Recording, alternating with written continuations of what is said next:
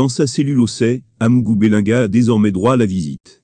Mais vu les charges qui pèsent contre lui, ses conditions de détention ne permettent pas à ses proches de le visiter au-delà de 10 secondes.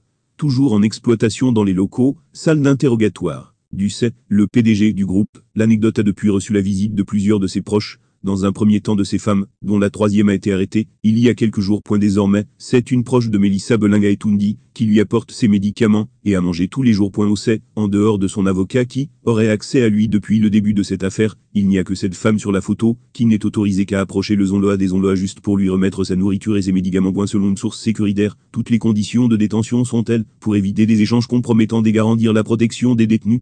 La visite ne dure que 10 secondes. Rappelons que c'est le chef de l'État Paul Biya lui-même qui a instruit cette enquête sur l'assassinat de Martinez Zogo. Selon plusieurs sources, le président même connaît déjà les auteurs de ce crime odieux, mais il veut tester la confiance des enquêteurs. Au moment où l'enquête suit son cours, on apprend que le président s'est envolé pour Mvomka à son village natal, pour célébrer son 90e anniversaire. Son homologue centrafricain, Touadéra, réputé très proche de Jean-Pierre Amougou Belinga, avait atterri au Cameroun, il y a quelques jours. Le président centrafricain, Faustin Archange Touadéra, proche de Jean-Pierre Amougou Belinga, est à Douala. Il séjourne au Crystal Palace. Touadéra est arrivé au Cameroun 72 heures après l'arrestation du PDG de Vision 4, avait informé le journaliste Boris Berthold sur ses pages sociaux. La même source apporte des informations de dernière minute. Il indique que le président centrafricain aurait abandonné son ami fidèle.